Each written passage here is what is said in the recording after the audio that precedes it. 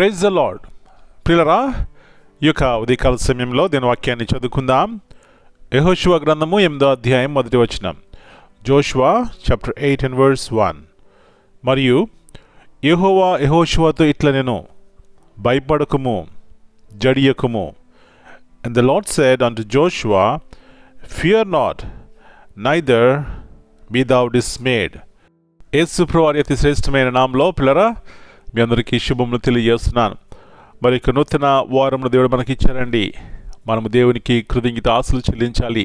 ఈ వారమంతా కూడా మన జీవితాల్లో, మన కుటుంబాల్లో సమాధానము, సంతోషము చూడాలంటే దేవుని యొక్క స్వరం వినాలి, దేవుని మాటకు లోబడాలి.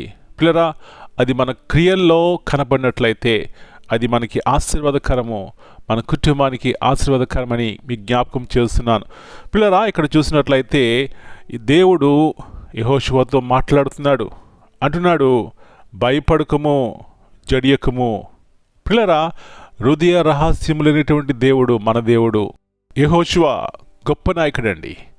కొన్ని లక్షల మంది నడిపిస్తున్నాడు. ఇలాంటి వ్యక్తి జీవితంలో భయం ఉంది, దిగులుంది, జడుస్తున్నాడు. పిల్లరా, ఇది ఎవరు తెలుసండి? హృదయ రహస్యములైనటువంటి దేవునికి తెలుసు. కాబట్టి యెహోషువతో మాట్లాడుతున్నటువంటి మాటలు, యెహోషువ భయపడొద్దయ్యా, జడియొద్దయ్యా. నా ప్రియ సహోదరి, ఉదయకాల సమయంలో నీ హృదయం నా హృదయం తెలిసిన వారు మన దేవుడు.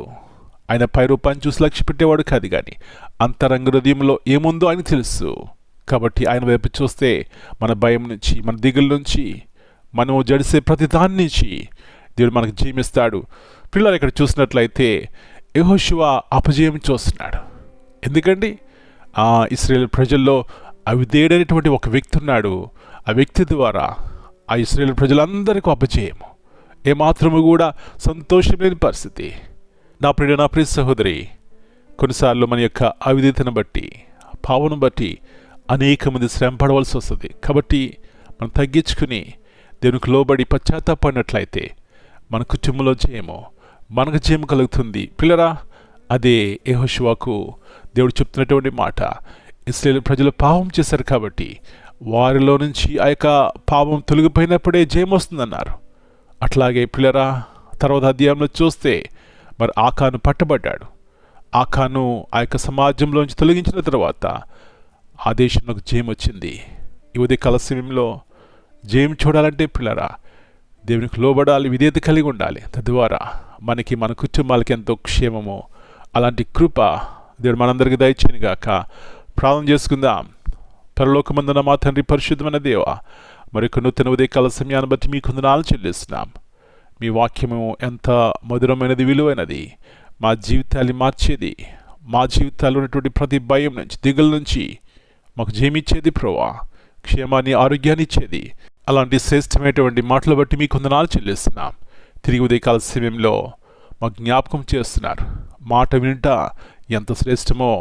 మరి కుటుంబాల్లో మాట వినని వారుంటే ఆ కుటుంబంలో మాత్రం సమాధానం ఉండదు, దుఃఖం ఉంటుంది ప్రభువా. ఎప్పుడైతే మీ వాక్యం మేము లోబడతామో విధేయులైన పిల్లల వలేమో ఉంటాం. ఇలాంటి కృపను కుటుంబాల్లో దయచేసి ప్రభువా, మేలుకరమైనటువంటి జీవితము మేము జీవించడానికి సహాయం చేయమని వాళ్ళు మీ చేతిగా అప్పగించుకుంటూ మరొకసారి మీ ఉన్నతమైన వాగ్దానాన్ని మా జీవితాలు నెరవేర్చండి.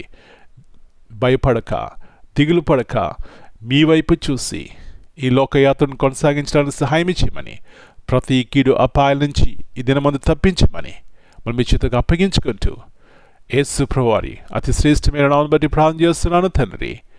Amen. God bless you all.